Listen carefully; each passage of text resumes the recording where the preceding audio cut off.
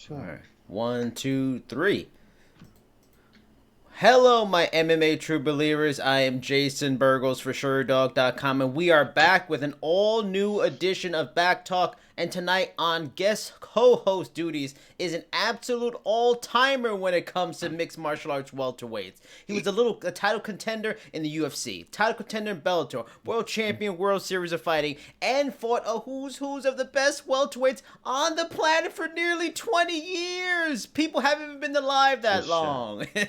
He's now newly retired and preparing for a life of telling kids to get off his damn porch. Yes. And I that cannot man, wait. that man Get off is, my lawn. Get off my porch. as you all know, it's Jon Fitch. Jon, thank you so much for joining me to co-host all this. Thanks, man. This is good. Now, I mean, I have enjoying retirement. Have you applied for guilt-free. Have you done your AARP application yet? Oh, not yet. No. Do you have a porch and do you have a rocking chair that's all set up to yell at children to get the hell out of here? No, I don't have a porch right now. Although, yeah, I saw some friends this weekend and they had a little back porch, and I miss being a porch monkey, and goofing off on the porch all day. And that's a big thing, Indiana culture, I think, was porches. Yeah, it's that.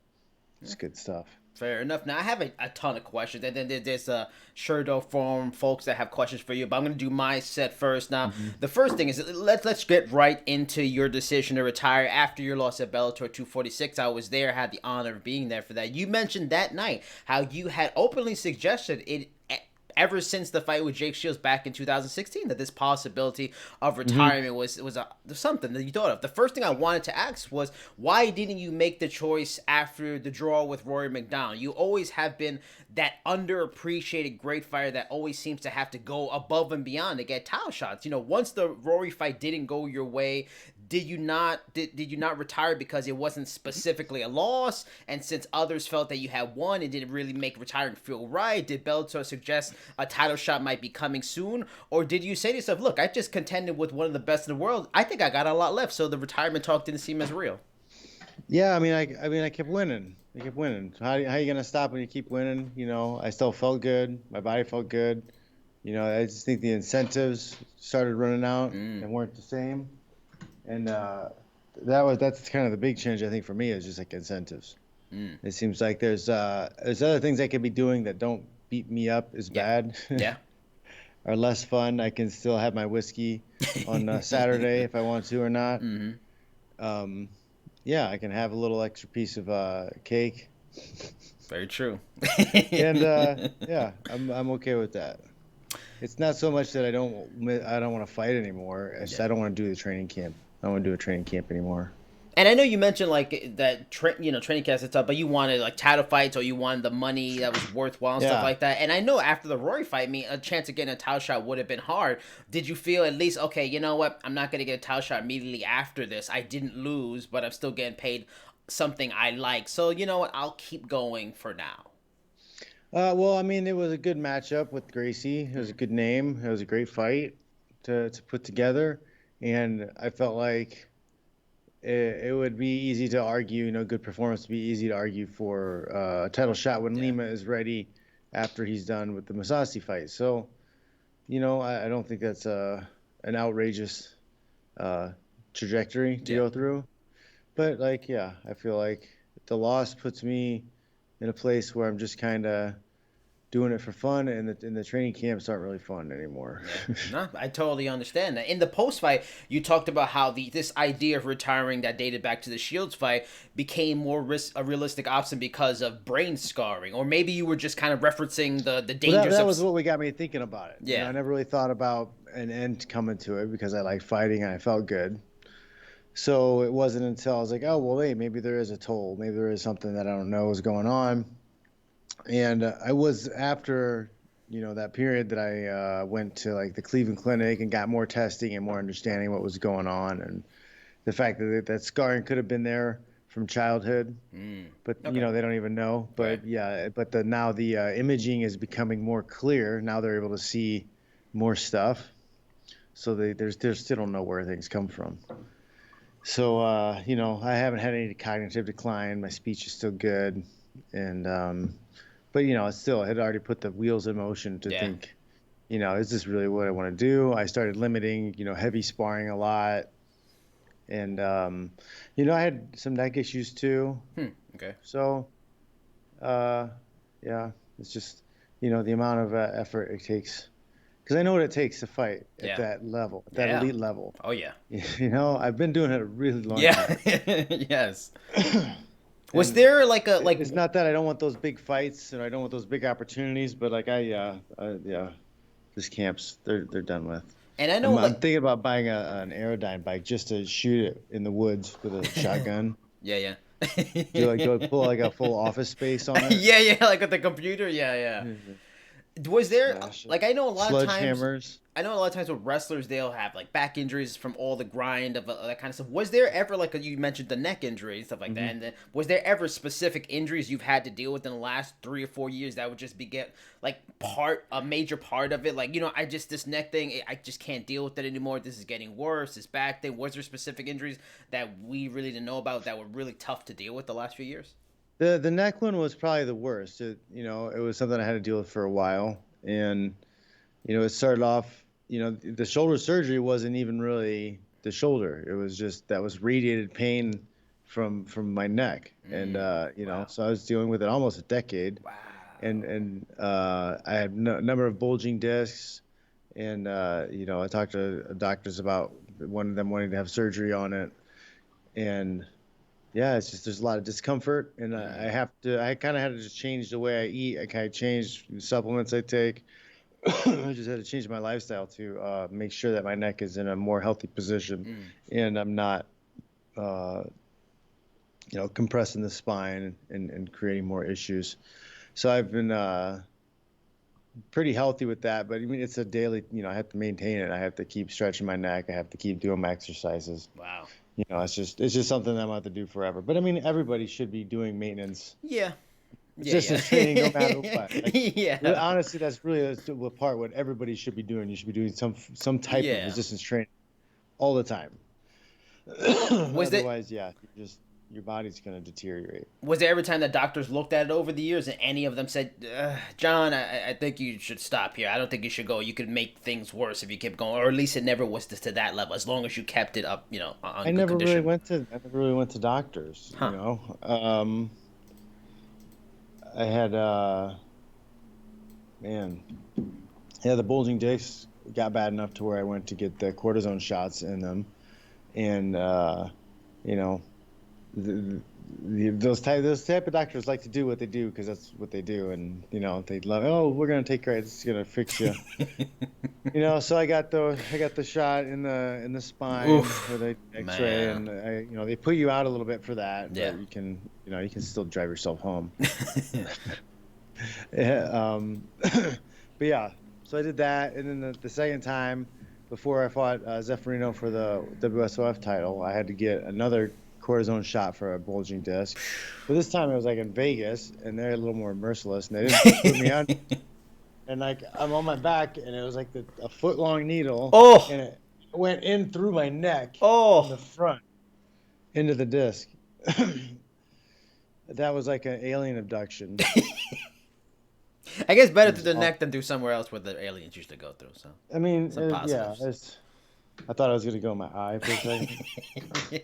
In the post fight, you also talked about one hope for your post fighting career would be to help fighters with their branding and how important that has now become in the sport. And honestly, branding is just it's a thing that's important throughout everything in the world in all kinds of facets of life now, especially industry and media and stuff like that. Talk to me about like about that, why it became something you It's wanted to do, and also would you have interest in working for a management company or starting your own? Because I feel like you could benefit a lot mhm. of young fighters that No, way too. I feel like I'm thinking of starting my own, so putting something together Awesome. because I see a definite hole in the market. Me and my friend, we started just looking up guys' Twitter accounts and Instagram accounts on the guys that were fighting last Saturday night. These guys are blue check marks, Hmm. main event type fighters, main card fighters, and some of them only have like 20,000 followers on certain things, and it's just it just hurts them not to have it sounds silly, but like When promoters ask Yep. you to have, hey, you need to have at least 1,500 followers on these platforms just to fight for us on an amateur card. They're telling you need to have that buzz. They need to have eyeballs and a network effect when you have a fight and Yep. you get promoted, because they don't really want to put the No. money into growing you No. themselves. So Yeah. Yeah. you're gonna have to do it yourself. When did you realize, like, at what point in your career do you say, "Shit, I've gotta grow this. Like, if I don't grow this, they're not gonna pay me more as much as I want. They're not gonna push me as much." Was there a moment like 7, 8, There 10 years there ago? there are some times, back with the UFC, I realized that, and that's when I started doing a little more YouTube stuff and Mm. other things. I needed to stay with it, but I fell off for a little while. But as I started getting back into it, because if you fight, some of these guys fight once or twice a year. Yeah. So Yep. if the promoter's only going to push you for 4 weeks leading up to the fight, and really the heft of that is 1 week. Yep. So you're fighting once a year. You get 1 week a year of promotion.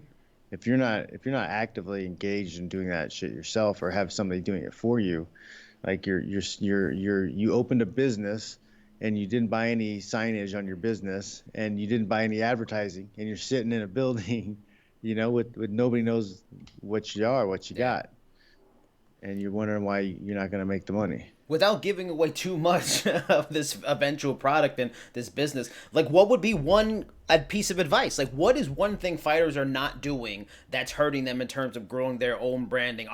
Is it simply you just be active on social media? Is it calling out people? Is it, what is it? Like, what's one piece of advice that fighters are just missing out on? Man, I think you have to do more than just fight. You Mm, need a talent stack.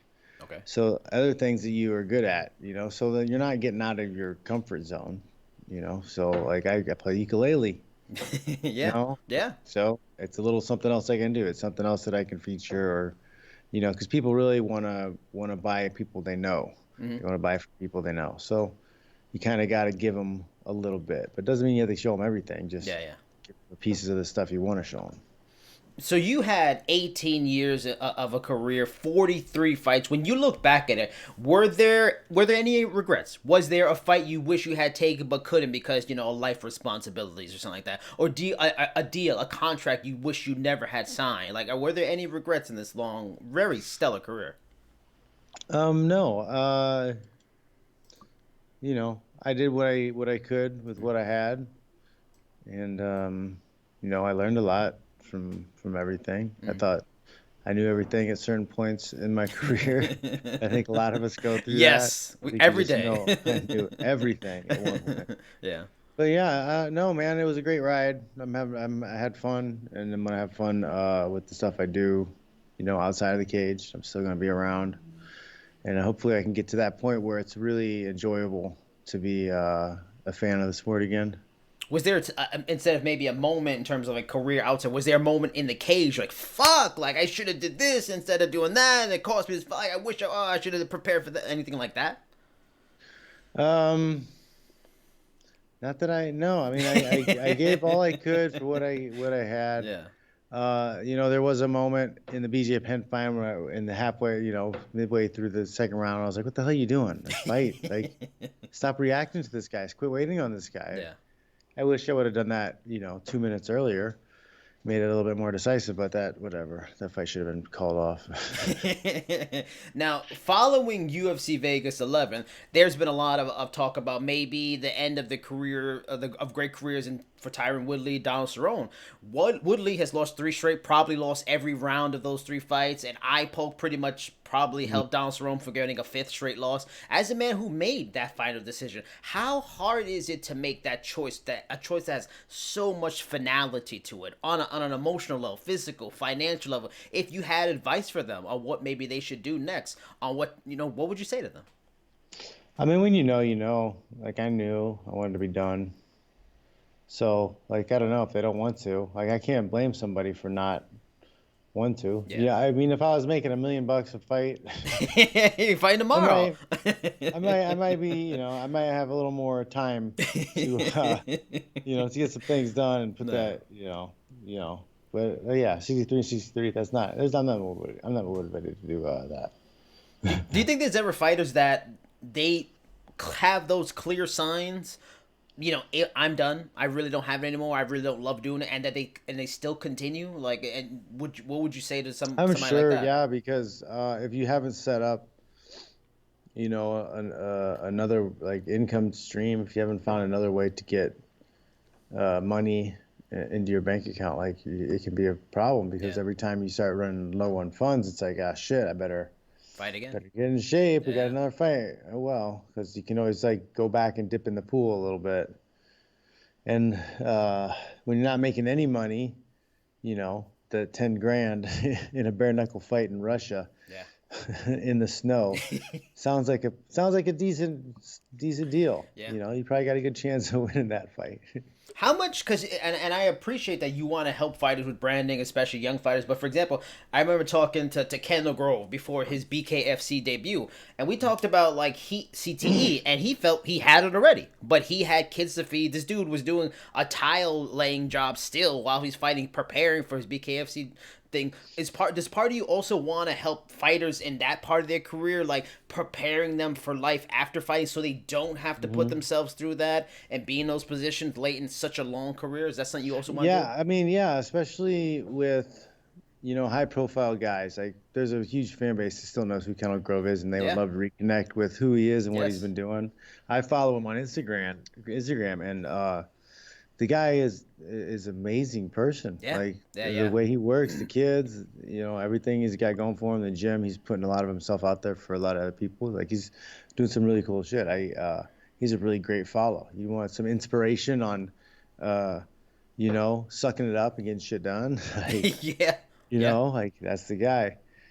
But yeah, so like there's guys like that who could definitely tap into the fact that all business is going online. Like there's a lot of stuff online, and you can earn a decent living selling to people, entertaining people, all through your interwebs. It's taken years to get movement on this, but the antitrust lawsuit you are a part of against the UFC is at a stage where some key decisions will start Mhm. being made. Yeah. Update us as much as you legally can on that whole case, especially for there's a lot of people that don't know about it, that don't understand what's happening. That it's kind of this narrative has been to push it away. That need to know about this. And do you hope like the major changes that could come from this suit will be really the true lasting legacy of your career involved in MMA? Would you be proud if this goes the way you all hope, for people to remember you more for this lawsuit than maybe even the career you had because of the influence it could have? Well, I mean, hopefully, yeah, we'll have an influence. If we win this lawsuit, it'll create a benchmark, which the UFC will have to change its business practices. Otherwise, more fighters can sue them again, and Yeah. and they'll be responsible for damages again. Recovering damages for the fighters is also great because there's a lot of guys who could use the whatever Yes. the percentage they say was extorted from them can be returned to them. That can help a lot of guys with some medical issues. So that would be a big win also. But the biggest news, the most recent news, is the fact that Judge Bulworth said that he would likely grant class certification for the bout class. And he did make any comments on the identity class, though, which means the lawyers and everyone, experts, all think that he is more than likely going to grant class certification for the bout class, but it doesn't look like we're going to get the identity class. And explain that, because I don't even truly know the terminology. What does one mean compared to the other, and why is it important? So basically, he's saying he doesn't think that them, which I disagree, is like them manipulating and monopolizing the market with our bout agreements, and those agreements, promotional agreements, wasn't monopolized in the identity class, which was the video games and your image, likeness, all of those things, Yeah. the merchandising stuff. So he's kind of saying that they had the right to monopolize our image, whatever, like, kind of. Yeah. But I mean, like, if they wouldn't have been able to do that if they weren't able to monopolize the bout class, though. Yeah. So, like, I don't know how you separate those. Yeah. But yeah, so he'll likely give us the bout class, and the next step would be trial on that. And how long? I mean, this is still something that could take We years go to to really we go get. to try yeah we go to trial and we win the trial, and then they file what do you call it? They filed everything, and then five years from now we get a decision. All right, fair enough. Now, An Gray. appeal. They file an appeal. Sorry. Oh yeah, they're definitely gonna do that shit if they lose. Now, Hmm. Gray Maynard joined me for an episode of this once, and we talked a lot about like the relationship between the UFC and its fighters, and how a union it just seems completely unlikely because I asked him about undisclosed pays and the sort of under the radar tactics the UFC kind of uses to keep fighters in line, like undisclosed checks, Dana's Well, influence. you can't do a union in one organization. I mean, most fight careers are less than a year in the UFC anyway. So how do you exactly True. unionize somebody where there's such a large payover? How does anybody ever pay into anything if they only fight Yeah. one time or two times in their career there? So it's I don't know. And then um, they're not employees in the first place. Yeah. They're independent Yeah. contractors. So what we need is like with the Screen Actors Guild. Hmm. We need something that's just an industry norm. Everybody's in the same boat.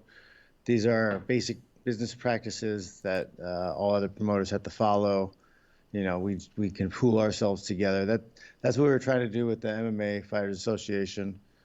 Um, I thought we were really close to getting guys to all come on board and support, but end of the day, we only had a small number of guys who were willing to sign on the dotted line, and Yeah. some people are just they wanted results immediately, so Ah. they wouldn't. They're like, oh, if you bring us something Yeah. tangible, then we sign on board, Yeah. and it's like, well, we can't even make a solid plan until everybody Yeah. We you're know like, hey they'll know the guys, team before we can play the let's have a games. team, and then Yeah. we can vote on what the team wants to Yeah, do. exactly. But you can't like, yeah, no, I didn't want to be a dictator and be like, I am king.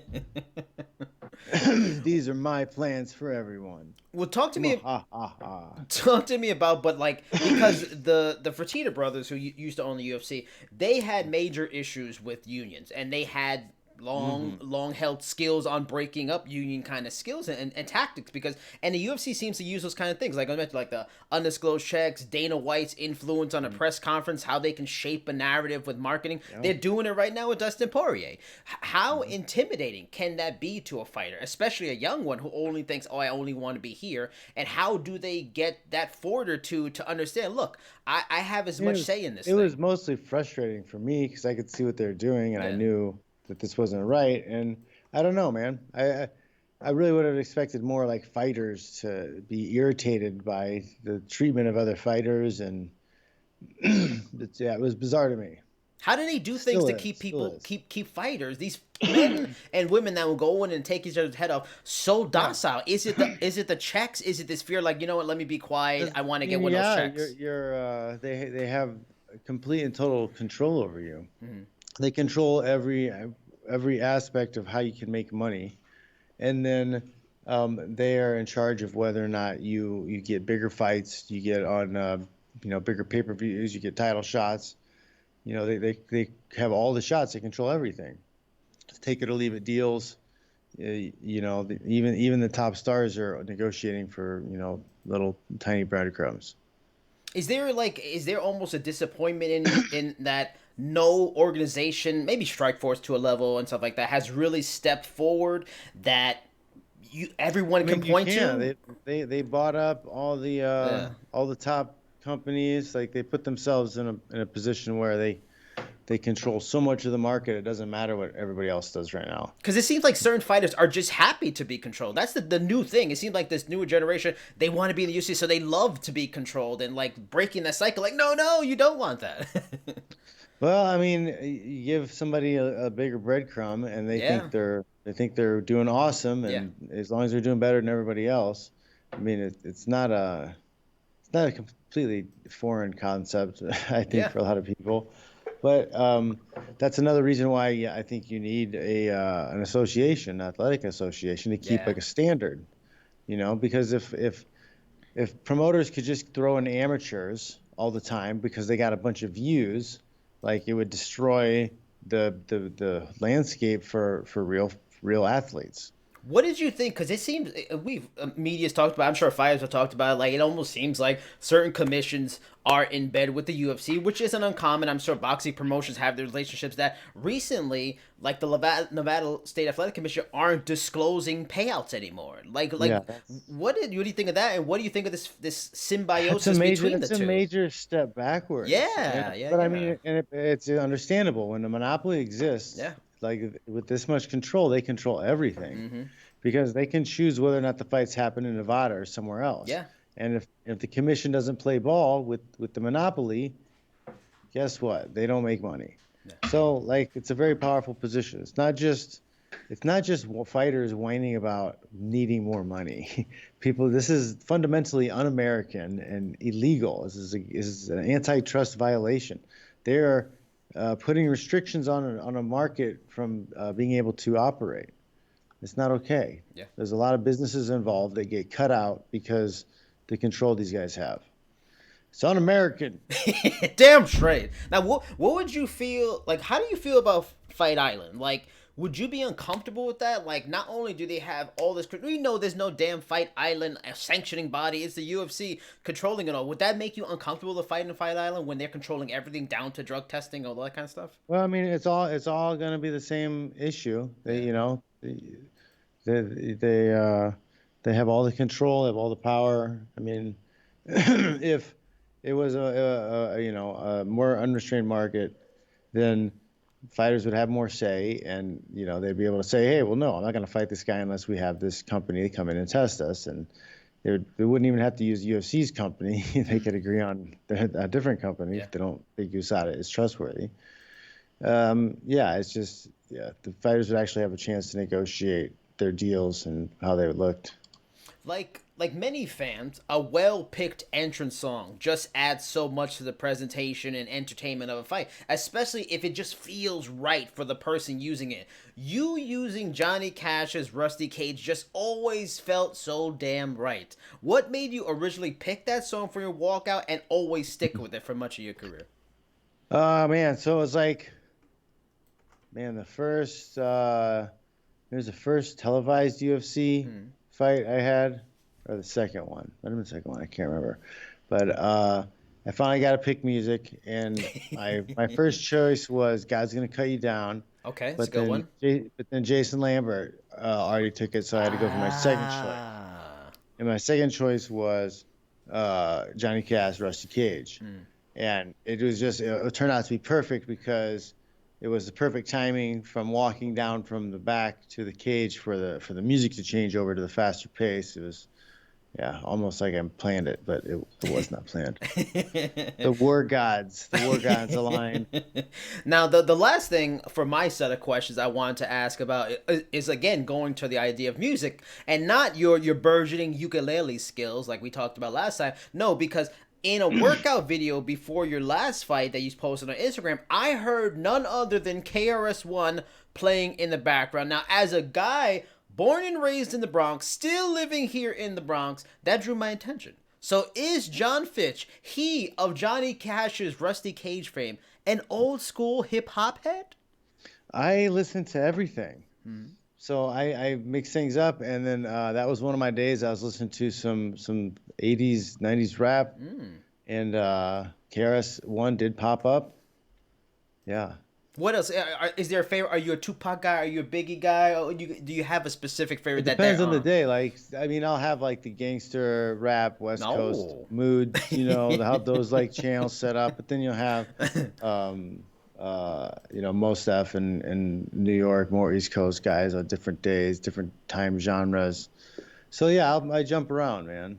Little Post Malone here and there. Oh, all right. Wow. I don't listen to any Post Malone, so you're more hip than I am at this point. Man, he's watch his Nirvana covers. He did a whatever performance with Travis Barker, I think, was playing drums. And it was like the beginning of COVID lockdowns. They did this. So it's on YouTube. It's amazing. I usually hate anything new, and then like I'll discover it 3 or 4 years later when it's not new and go, oh my God, that's good. Did you hear about this song? It's like, no, that was like 3 years ago, bro. Come on. Yeah, I mean, Yeah, I find stuff when stuff's good, it's good. now, okay, for we have a bunch of questions coming from the Sherdog forums for you. Now this first one comes from, because you're gonna love all these fascinating names that come from the Sherdog forums. This one is from Zebra Cheeks. Zebra Cheeks. Right. They ask, which win do you feel like was the most meaningful to you as a fighter? Um, well, the two big man, there's three big fights I think that were meaningful. You know, fighting GSP for the title is a meaningful experience. Um, the fight with Eric Silva down in Brazil, that was a cool situation, you know, because of my family stuff going on and you know, money situation and where I was with my career and everything. That was a great experience. It was like my Rocky Four experience. Well, talk about that. What was the family? What was the money spreads? What were you Well, down no, because on? yeah, I was hurting on money a little bit. Wow. I had lost to, you know, I had an injury. I drew with BJ Penn. I had an injury. I was having bought a new house. So I was having some financial issues. Had to remodel the house. Had a new baby. Mm, Um, then I came back before I should have, mm. and lost to Hendricks, and then set me up for this fight with Eric Silva down in Brazil. They were more than likely trying to get me to lose, and then they're going to release me. Oh wow. So there was a whole build-up going into that fight, and that was a pretty great experience. And then being down in Brazil was pretty awesome. Mm-hmm. Um, yeah, because you know they were like, you're going to die, you know, weigh in throughout the fight, and then before the last round, they started cheering. You know, the Brazilian crowd started cheering for me, so cheering for Fitch. So Ah. What? I had my yeah, Rocky Four moment. And what's so funny is that in the press conference where you mentioned the Brazil thing too after 246 at 245. It was so much fun. It was a really fun experience. What is it? Because Phil Davis at 245 said that was one of his standouts of his career too. What is it? Is it just you're in a The crowd that crowd doesn't was like so you? Like, they were so excited yeah, because I think Phil was kind of like that too, or whatever. Like, because you know yeah. he won that night also. We're the Hmm. two outliers. But like, yeah, I was like, I don't know, the mood, the crowd, the energy, like the food, Ah. the beach, like just everything. The whole, you know, it was kind of Yeah. like I mean, I like the experiences that always felt like a kung fu movie or you know Bruce Lee like, taking on a boat Yeah, to a yeah. deserted place. Like, Uh-huh. we're like on the edge of the jungle, you know. It's pretty awesome. Now, I'm glad you brought up the Hendrick question too, because we had a question from Euros Panic Wolf MMA on Instagram. They asked, "How different would the Johnny Hendricks fight have gone in a rematch?" Yeah, I mean that was a bad uh man, that was a bad situation. If you look at pictures of me in that fight, I had been coming off of playing around with veganism, Okay. right? In the BJ Penn fight. Yeah.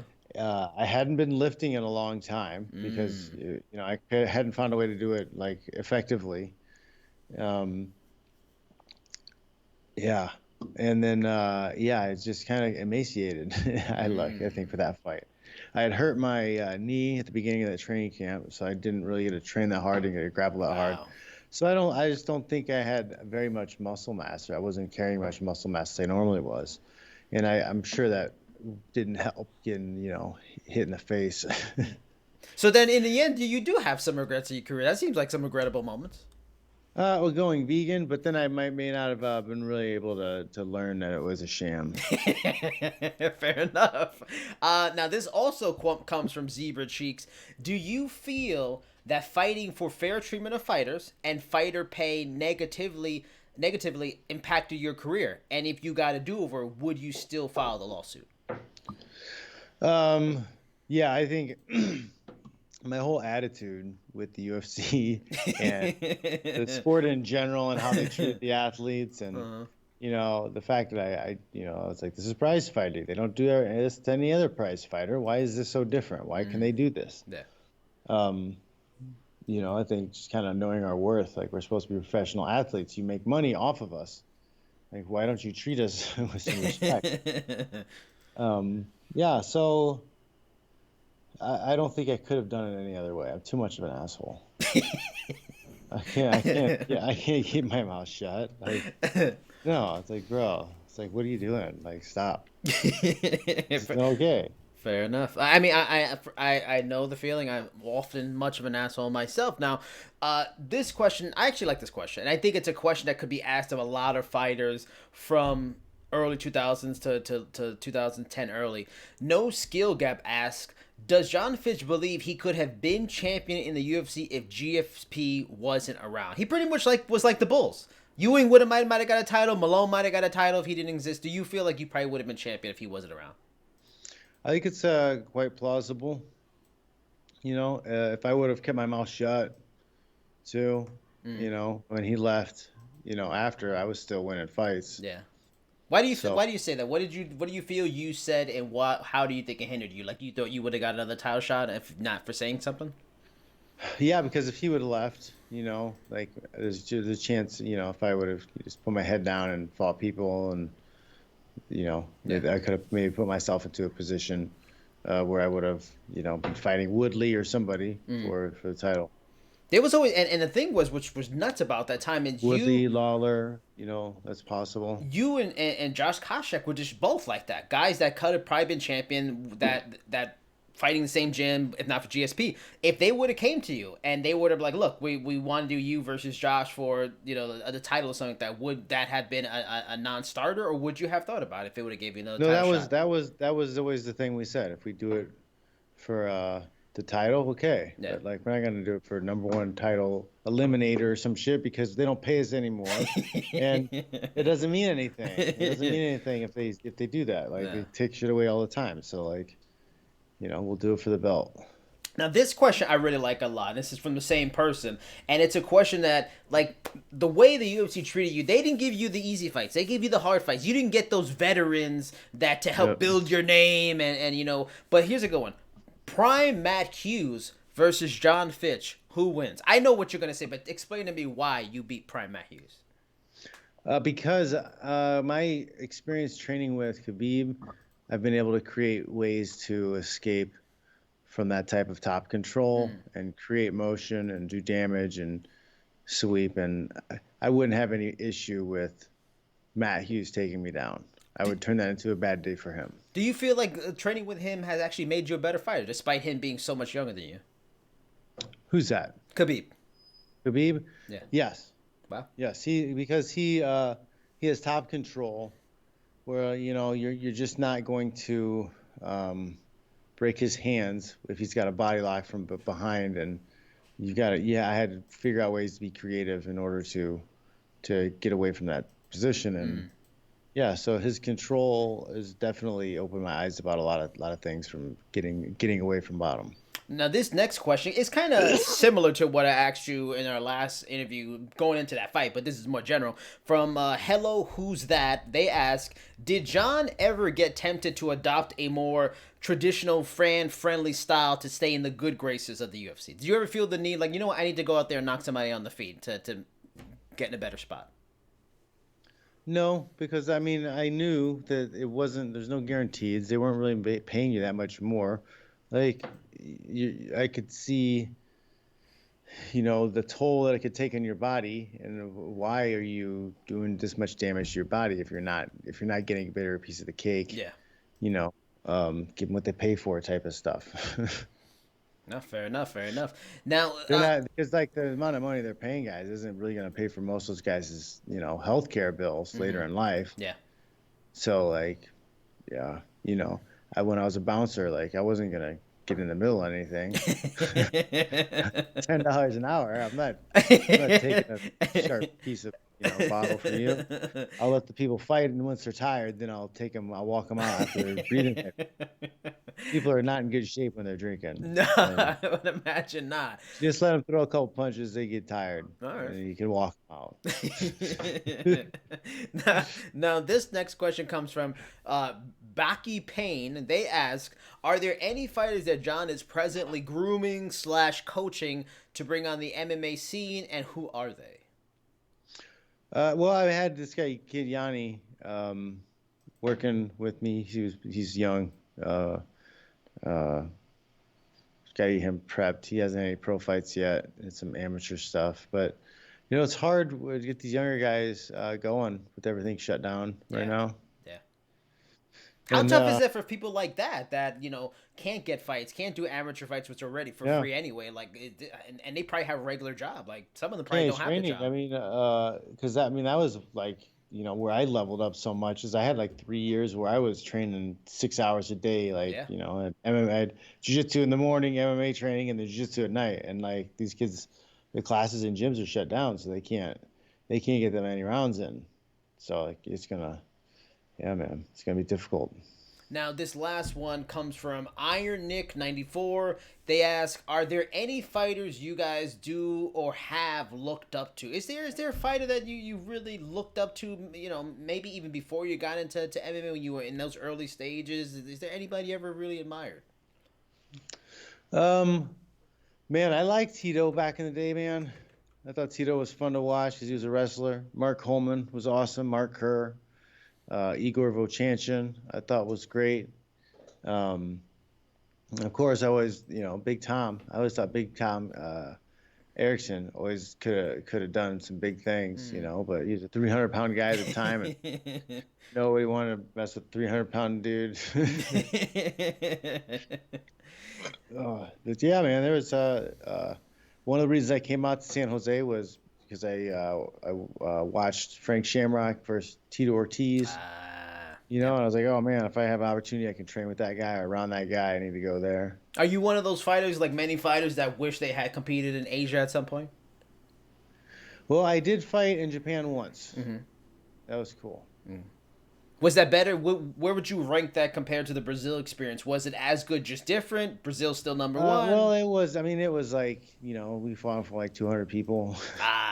It was a Okay. co promotion with New Japan Pro Wrestling, I think. Oh, okay. Um, Who'd you fight? Did you fight a yeah, wrestler then? yeah, it's up on my YouTube. The fight. I fought this kid Gabe Garcia. Okay. The fight. It's called X1, I think, was the promotion. Uh huh. But yeah, Were yeah, you a guy that ever thought maybe even in college, because so many college wrestlers before they could end up go because before when MMA was a thing they could make a career, professional wrestling was a thing that's where yeah. they continued their craft. Did you ever think at one point while you were wrestling in college, like maybe pro wrestling, maybe I don't know? No, I've never been. I was a pro wrestling fan when I thought it was real. Yeah. And then I went to wrestling practice in the fourth grade, and I Yeah, realized yeah. not real Whoa. at all. And I was like, man, this kind of sucks. And yeah, I didn't like it. I never watched it ever again anymore. No. I did watch some Glorious Ladies of Wrestling, I think, Oh. some of that. But yeah, that was I think around puberty. Now we talked about it. You can, for people watching, you can go up to the Sherdog YouTube and find the pros pick video I have. Adesanya Costa John's on that. But since you can look for that there, let me ask you about the co-main event, which is Jan Blachowicz versus Dominic Reyes. How do you see that fight playing out? Yeah, oh man, I think you can't write off Jean, man.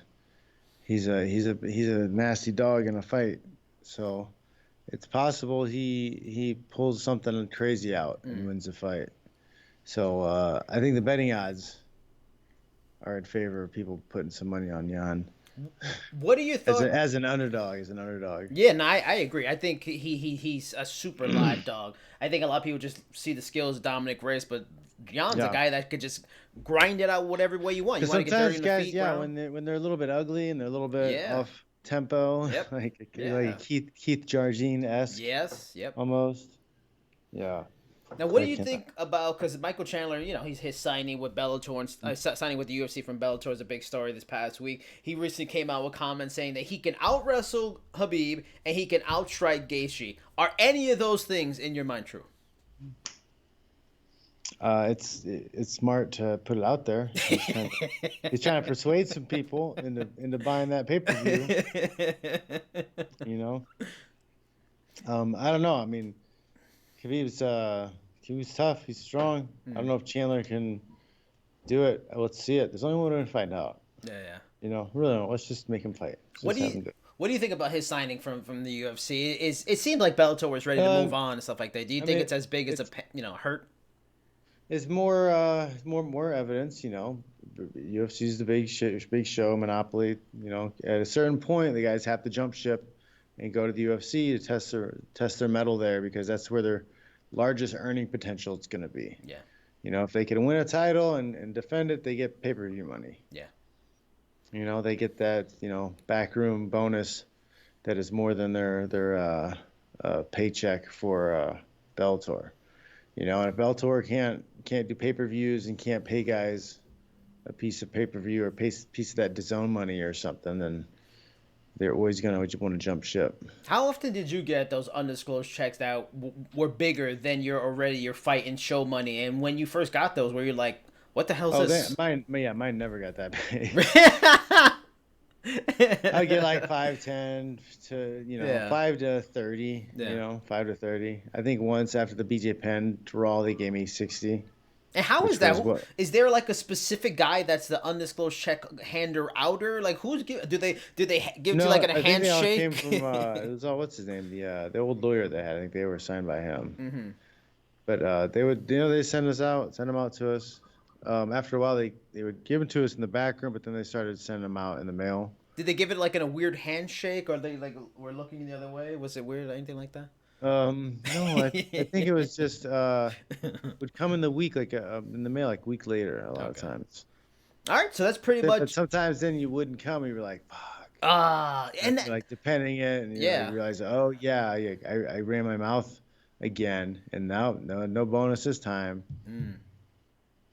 Fair enough. That's one of the ways they keep you in line. Yeah, no, without a doubt. No, that's pretty much it for what we're doing here. Like, is there anything before we go you want to promote? Anything, your social media, the Instagram, the Twitter, anything you're working on that you want people out there to know about? Everybody can just go to jonfitch.net, sign up for the newsletter, and then I will make announcements and tell you what's going on. You can keep up to date with that. And I've got all my other products and things I'm doing available on the website, so just go there. What One-stop product? shop. What products do you most recommend? My books, Wake Up Bible and Feeling Upward, Death by Ego. Those are up. And then I got a bunch of podcasts and other things to do too. I got some blogs that I've written, affiliate links, all that stuff. All right, fair enough. I am Jason Burgos for a new edition of Back Talk. He is the legend Jon Fitch. Until next time, everybody. Bye.